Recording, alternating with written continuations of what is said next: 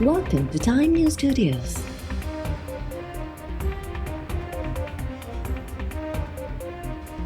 You are watching 2 p.m. Bulletin. World bank तरफा पाकिस्तान के ईंदड़ साल का भी बजट सपोर्ट न मिलंदी। पाकिस्तान के एशियाई तरक्याती बैंक का $25 करोड़ मिलण जो इम्कान है। IMF पाकिस्तान के परडेही माली ज़रूरतुनि बाबत रिपोर्ट जारी करे छॾी।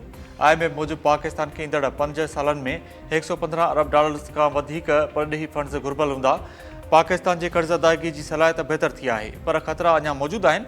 पाकिस्तान ऐं भारत विच में वधीक छिकताइण सां माशी सुधारा मुतासिर थी सघनि था। पॉलिसियुनि में नरमी मौजूद आहे, माशी इस्तेहकाम के खतरे में विझी सघे थी। पाकिस्तान ऐं IMF विच में ईंदड़ बजट बाबत पॉलिसी सतह ते ॻाल्हियूं सुभाणे खां शुरू थींदियूं। पाकिस्तान ऐं IMF विच में टेक्निकल ॻाल्हियूं गुज़िरियल हफ़्ते मुकमिल थियूं हुयूं। ॻाल्हियूं 23 मई ताईं जारी रहंदियूं। नए माली साल जी बजट 2 जून ते पेश कई वेंदी। पघारदार तबिके खे रिलीफ ॾियण लाइ तजवीज़ूं IMF सां शेयर कई वेंदियूं। IMF जो कंहिं बि रिलीफ जी सूरत में मुतबादल रेवेन्यू ते ज़ोर। नाइजीरिया IMF के $3 अरब 40 करोड़ अदा करे कर्ज़ खां आज़ाद मुल्क बणिजी वियो। वॉइस ऑफ अफ्रीका जे रिपोर्ट मूजिब अदायगी 3 अप्रैल 2025 ते तय थियल वक़्त खां अॻु कई वई। 2020 में कोरोना दौरान नाइजीरिया IMF जे तहत $3 अरब 40 करोड़ जो हंगामी कर्ज़ वरितो हो। कर्ज़ अदा करण बाद IMF नाइजीरिया खे कर्ज़ी मुल्कनि जी लिस्ट मां कढी छॾियो।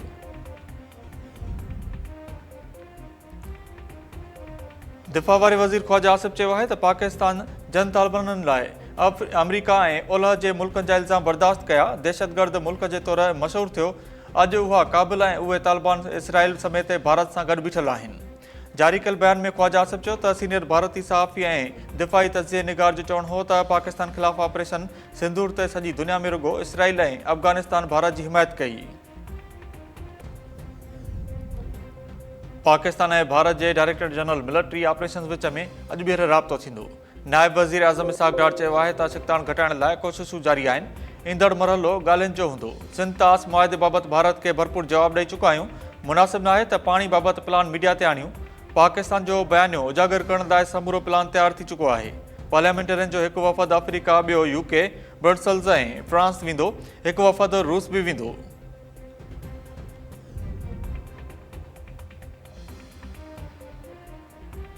भारत जे दिफ़ा वज़ारत जंगबंदी जी दरख़्वास्त कई। असां चयो त अमुन इस्तेहकाम जा ख़्वाहिशमंद आहियूं। पाक भारत छिकताइण खे सम्झण जे लाइ पस मंज़र में वञणु ज़रूरी आहे। भारत ख़िते ख़ासि तौरु पाकिस्तान में दहशतगर्दी जी सरपरस्ती करे रहियो आहे। DG ISPR lieutenant general Ahmed Sharif Chaudhry जो रूसी मीडिया खे इंटरव्यू। पाक फ़ौज जे तर्जुमान चयो त भारत हक़ीक़त लिकाइण जे लाइ कूड़नि बयाननि जे पोयां लिकी रहियो आहे। पहलगाम वाक़े जे कुझु मिनटनि बाद भारती मीडिया पाकिस्तान ते इल्ज़ाम लॻाइण शुरू करे छॾिया। भारती परॾेही वज़ारत एतिराफ़ कयो आहे त जांच अञा जारी आहे। बिना जांच ऐं सबूतनि जे इल्ज़ाम लॻाइण किथां जी दानिशमंदी आहे। असां पुरतशदद न आहियूं, हिकु संजीदा क़ौम आहियूं। असांजी पहिरीं तरजीह अमुन आहे। अमरीका जहिड़े वॾे ऐं समझदार ताक़तवर बहितर सम्झनि थियूं त पाकिस्तान अवाम जो जज़्बो कहिड़ो आहे। असां त जीअंदा ई शहादत जे लाइ आहियूं। दुश्मन जी ग़ुलामी कंहिं ग़ैरतमंद पाकिस्तानी खे क़बूल न आहे।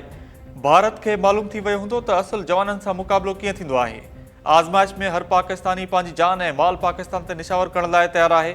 हीअ धरती आहे त असां सभु आहियूं। हीअ धरती न आहे त कुझु बि न आहे। सदर आसिफ अली ज़रदारी जो गुजरावाला कंटोनमेंट में ऑफिसरनि ऐं जवाननि खे ख़िताब। सदर आसिफ अली ज़रदारी चयो आहे त असां ख़ासि तौरु आर्मी चीफ जा थोराइता आहियूं, जेको दुश्मन जी अखि में अखि मिलाए ॾिसंदो आहे। पाकिस्तान हिकु मुल्क, हिकु क़ौम, सलामी जमहूरी रियासत आहे। सदर आसिफ अली ज़रदारी पाक फ़ौज जे जवाननि जो हौसलो वधाइण लाइ गुजरांवाला कंटोनमेंट जो दौरो कयो। Army chief general Asim Munir ऐं घर वज़ीर मोहसिन नक़वी सदर आसिफ अली ज़रदारी सां गॾु हुआ।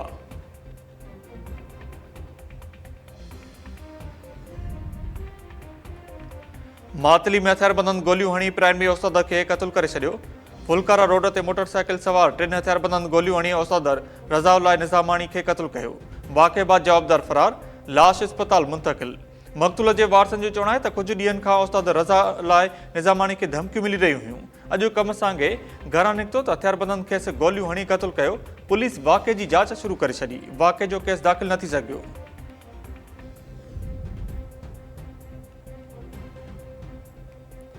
सजावल भरिसां ज़मीन जी मालिकी तां बिंदुरनि में जहिड़ो फायरिंग, हिकु नौजवान क़तल, 11 ॼणा ज़ख़्मी। 2 ज़ख़्मियुनि जी हालत नाज़ुक।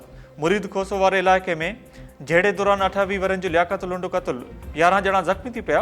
मक़तूल जे वारसनि जो सजावल चूड़ जमाली रोड ते धरणो। पुलिस जो चवणु आहे त मुख्य जवाबदार खे गिरफ़्तार करे वरितो आहे। ज़ख़्मी थियल 2 ॼणनि उस्मान लुंड ऐं शहमीर लुंड जी हालत ॻणती जोगी हुअण करे खेनि कराची मुंतक़िल कयो वियो।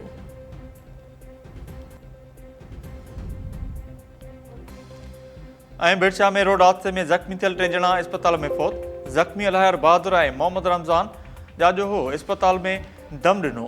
फ़ौतुनि जो तालुक़ु नवाब शाह जे ॻोठ पीरबख्श जाजोहो सां आहे। फ़ौती चौपाईमाल जा वापारी हुआ। सुबुह जो ईदुल अज़हा जो माल टंडो आदम माल पिड़ी ते खणी वञी रहिया हुआ त बिलाल शाह मोरी वटि मज़दा कल्टी थी पई हुई।